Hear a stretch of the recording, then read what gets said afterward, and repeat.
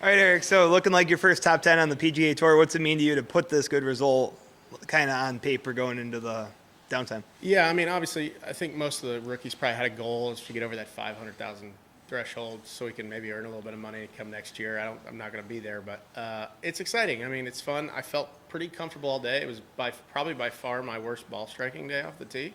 But I managed well. I had a big save on 16 for par. I had taken unplayable, but no, I played well. It was nice. What did in terms of the learning curve from Korn Ferry Tour to the PGA Tour? What kind of has that been like for you? What has that learning curve looked like? Yeah, that actually was tough. I mean, I played a couple PGA Tour events in the U.S. Open previous this season, but never as a member. So it's definitely there's a lot more going on. You got to get used to. There's just accessibility to way more. There's a lot more people. There's a lot more pulling you in different directions, and it's in my opinion, it's a little harder to focus on golf. I joke that you could go if you played a Korn Ferry event, you could pull into the parking lot, walk in the locker room, hit balls, walk out in an hour. Like out here, it's like double. Everything's double the time. So it's just getting used to kind of divvying out your time well and focusing on the things you need to focus on when you're there. When you think of the year as a whole, including KFT and getting here, how would you what grade would you give yourself for the year? Yeah, so I played obviously really well the first 2/3 of the year on the Korn Ferry. Made a bunch of cuts in a row, then qualified for the U.S. Open, and then I kind of had a lull because I'm already tour bound for the PGA Tour, excited about that, kind of thinking about that, not focusing on golf as much as I probably should have been. But obviously, as a whole, I thought I played pretty well the first 5 or 6 events that I've got into on the PGA Tour this fall. Didn't really have the results I wanted. A little nervy in times and trying to, like you said, learn the ropes. But I felt good all week. I mean, unfortunately, I started, my first round with a double on the second hole, and I doubled my first hole the second round. Other than that, I played great. I'm right up there. Was there anything specific that was better this week? The putter. Yeah, I made a putter change this week, and I had been trying since probably June. I had been trying to be too perfect putting. I was trying to use lines, or I was trying to aim the putter better. I was trying to set up better.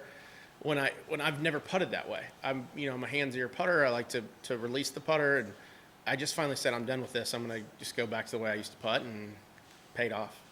Was it like when you got tour bound that you started tinkering a little bit? No, I think just kind of probably more toward the end of the year. I started tinkering a little more than I should. I mean, I used the same putter the entire year. I probably used 4 different putters this fall, and I went back to a very traditional blade putter, kind of something I putted with in the past, and putted nicely. My speed was terrific. Had you used that putter in competition, the one you used this week? I'd never used it before this week. Is a shout out to Scotty Cameron. Can I ask a quick birdies for love question? Yeah. What's it mean to possibly finish atop that for this week, and where might the money go if you have any idea? That's cool. I don't even, to be honest with you, maybe I should know more about this. I didn't know anything about it until yesterday when you guys messaged me on Instagram. Wasn't me.